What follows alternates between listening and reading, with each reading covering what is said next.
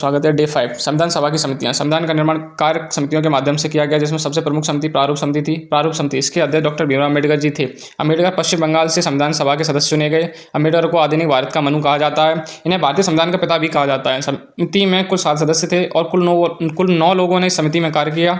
इस समिति के अधिकांश सदस्य वकील थे, इसलिए इसे वकीलों की समिति भी कहते हैं।